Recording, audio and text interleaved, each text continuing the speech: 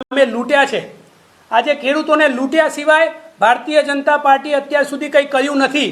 ત્યારે આવા સમયે આમ આદમી પાર્ટી જેવી એક પાર્ટી આવે છે અને જે ખેડૂતોનો અવાજ બને છે।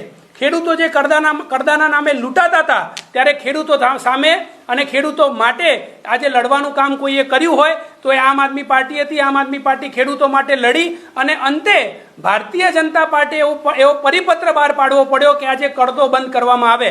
મતલબ કે સાબિત થતું હતું કે આજે ગુજરાતમાં ખેડૂતો કરદાના નામે લૂંટાઈ રહ્યા હતા અને આવા સમયે જ્યારે આમ આદમી પાર્ટીએ ખેડૂતોનું આંદોલન મજબૂત કર્યું, ખેડૂતો આમ આદમી પાર્ટી સાથે જોડાયા અને ખેડૂતોનું આંદોલન વધારે ઉગ્ર ના બને, ખેડૂતોનું આંદોલન વધારે મજબૂત ના બને, ખેડૂતો આમ આદમી પાર્ટી સાથે ના જોડાય, ભારતીય જનતા પાર્ટીના વિરોધમાં ના બોલે, એટલા માટે આમ આદમી પાર્ટીના નેતાઓને અને ખેડૂતોને દબાવવા માટે ભારતીય જનતા પાર્ટીએ એક ષડયંત્ર રચ્યું અને આ ષડયંત્રના ભાગરૂપે આમ આદમી પાર્ટીના નેતાઓને અને ખેડૂતોને જેલમાં પૂરવાનું કામ કોઈએ કર્યું હોય તે ભારતીય જનતા પાર્ટી છે। આજે અમે નથી ભૂલવાના કે કેવી રીતે ખેડૂતોને ઘરમાં ઘૂસી ઘૂસીને એમના પરિવારજનોને મારવામાં આવ્યા। આજે મહિલાઓને અને વૃદ્ધોને પણ ભારતીય જનતા પાર્ટીના ઈશારે પોલીસે જે માર્યા છે એ ગુજરાતના ઇતિહાસમાં ક્યારે ખેડૂતો પણ નહીં ભૂલે, આમ આદમી પાર્ટી પણ નહીં ભૂલે અને ગુજરાતની જનતા પણ નહીં ભૂલે।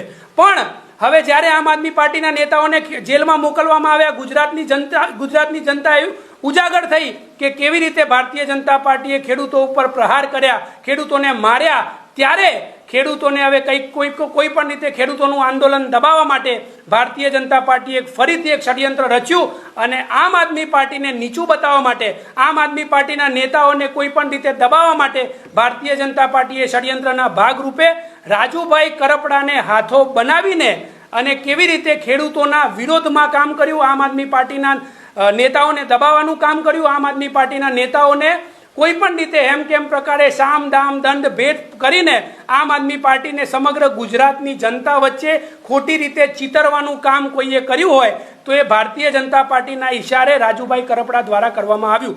આજે આ પ્રેસ કોન્ફરન્સમાં આમ આદમી પાર્ટીના કાર્યકર્તા વિપુલભાઈ ઠાકોર કે જે પોતે જેલમાં રહ્યા હતા, જે પોતે જેલમાં જઈને આવ્યા અને એમને આજે રાજુભાઈ કરપડાને જ્યારે મળ્યા અને મળ્યા બાદ એમની વચ્ચે જે પણ કન્વર્ઝેશન થયું જેની અંદર આજે સાફ પુરવાર થાય છે કે રાજુભાઈ કરપડાએ ભારતીય જનતા પાર્ટીના હાથો બનીને ગુજરાતની જનતાને ગુમરાહ કરવાનું, ગુજરાતના ખેડૂતોને ગુમરાહ કરવાનું કામ કર્યું છે। એના પુરાવા સાથે વિપુલભાઈ ઠાકોર આપ સૌની સમક્ષ, મીડિયા સમક્ષ પુરાવા રાખશે। વિપુલભાઈ, જય મિત્રો,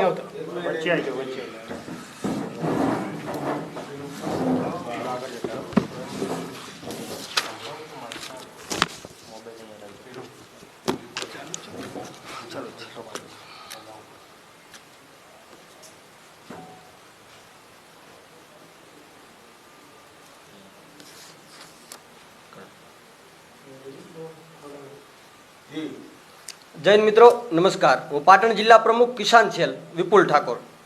તો હું આપની સમક્ષ એ વસ્તુ રજૂ કરવા માટે આવ્યો છું કે જે રાજુ કરપડાને જોઈ અને હું આમ આદમી પાર્ટીમાં જોડાયો હતો, જે રાજુ કરપડા સિંહની જેમ ડણક કરી અને આખા ગુજરાતમાં ખેડૂતો માટે બોલતા હતા, લડતા હતા, અમે જેને હીરો માનતા હતા, એ સિંહને આજે ભારતીય જનતા પાર્ટીએ ખોટા કેસોમાં અને એમના જે જૂના કેસો હતા એની ધમકી આપી અને ભારતીય જનતા પાર્ટીમાં જોડવાનું નક્કી કર્યું છે। બહાર જે રાજુભાઈ 2 દિવસથી સુફિયાણી વાતો કરી રહ્યા છે કે મારે ભારતીય જનતા પાર્ટીમાં જવાની હાલ કોઈ ગણતરી નથી, પરંતુ એ પહેલાંથી જ નક્કી થઈ ગયું છે।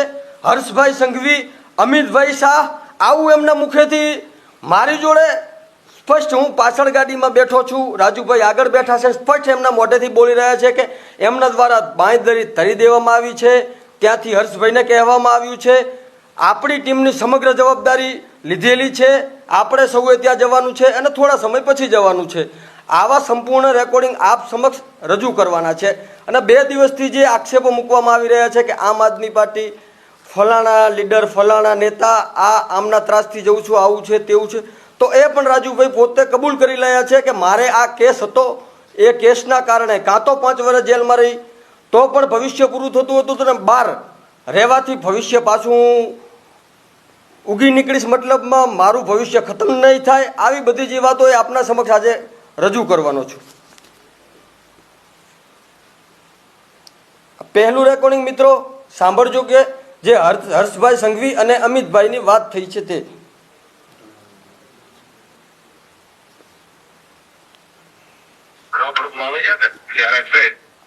વ્યવસ્થિત આપણે વિચાર હોય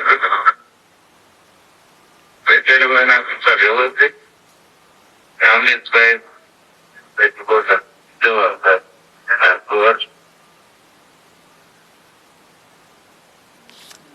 આપણે વિચાર્યું હોય એ હર્ષભાઈ અને અમિતભાઈ સ્પષ્ટ નામ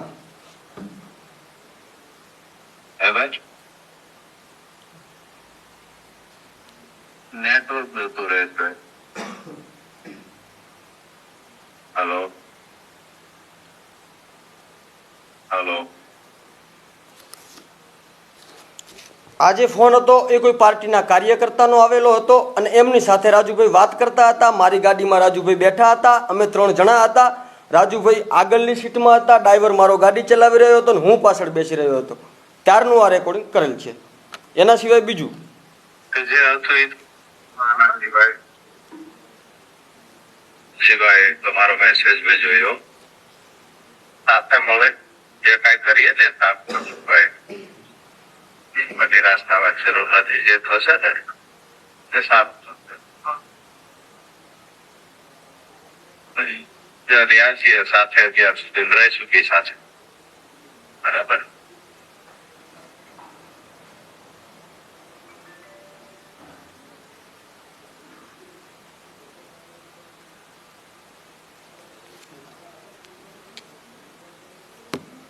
વાંધો ને પણ કઈક નિર્ણય જે લઈશું ક્યાંય હારે તો હતો ને કે રાજુભાઈ ની ભેગા ઉભા છે.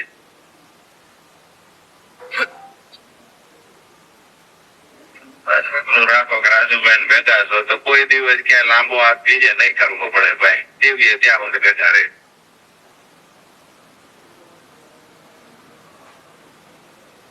કોઈથી નહીં કરવો પડે ભાઈ. એથી હવાયું થશે. જેથી હવાઈ થશે એમાં એવું થતું નથી ભાઈ. તો બધી ચર્ચાઓ નીચે થઈ શકે. આજે બધા ફાયદા થશે પણ શાંતિ તો ઉત્સાહ સાથે કે વ્યક્તિ કર્યું છે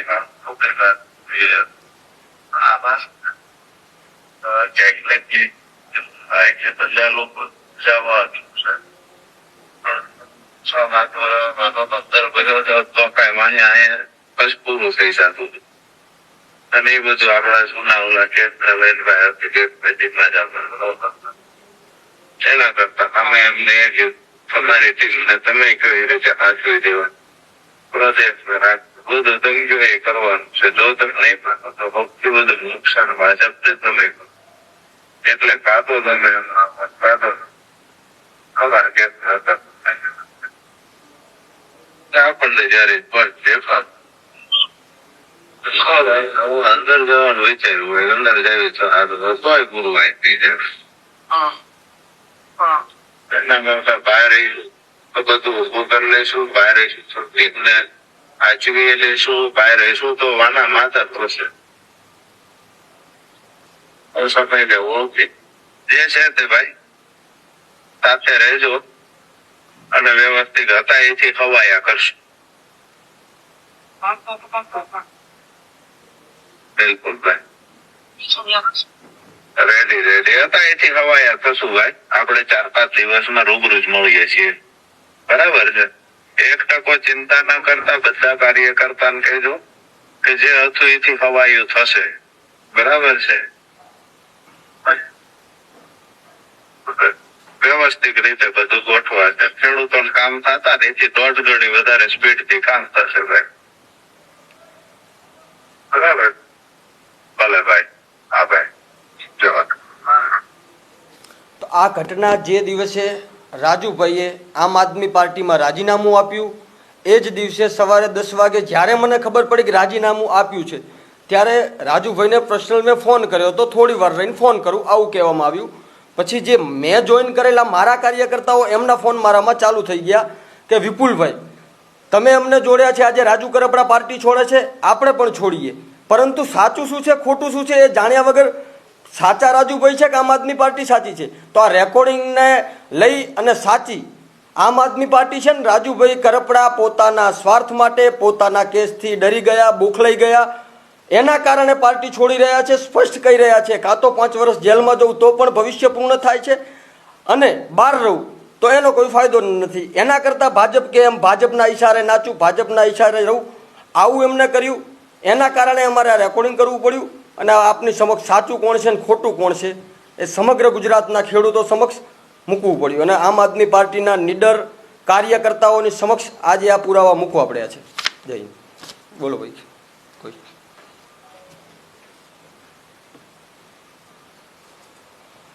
રેડી? બીજું કઈ કે પછી પ્રશ્ન છે કઈ?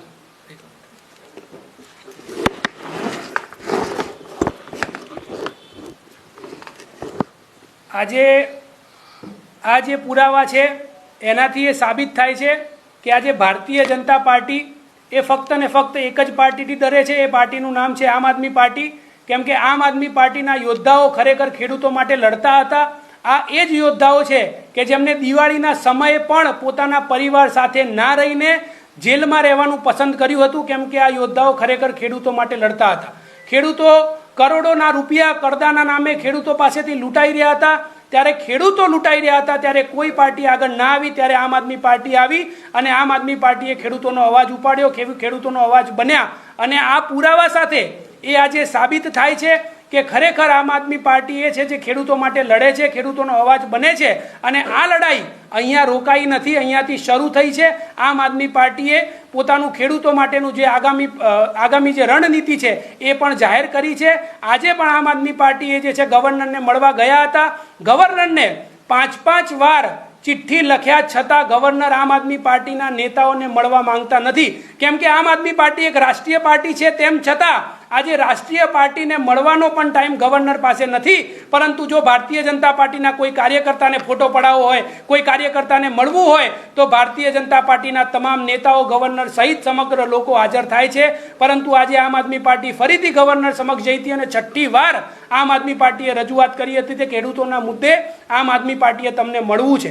ત્યારે આજે આમ આદમી પાર્ટી આ મીડિયાના માધ્યમથી રજૂઆત કરે છે, સમગ્ર ગુજરાતની જનતાને અને ખેડૂતોને પણ કહે છે કે આજે ખેડૂતો માટે લડવા માટે આમ આદમી પાર્ટીના નેતાઓને હજી પણ જેટલી વાર જેલમાં જવું પડે તો અમે જેલમાં જવા તૈયાર છીએ. પરંતુ અમે ડરવાના નથી, ઝૂકવાના નથી અને લડવાના છીએ. આ જ આમ આદમી પાર્ટીને ખતમ કરવા માટે ભારતીય જનતા પાર્ટીના નેતાઓ હાથ ધોઈને આમ આદમી પાર્ટીના નેતાઓ પાછળ પડ્યા છે.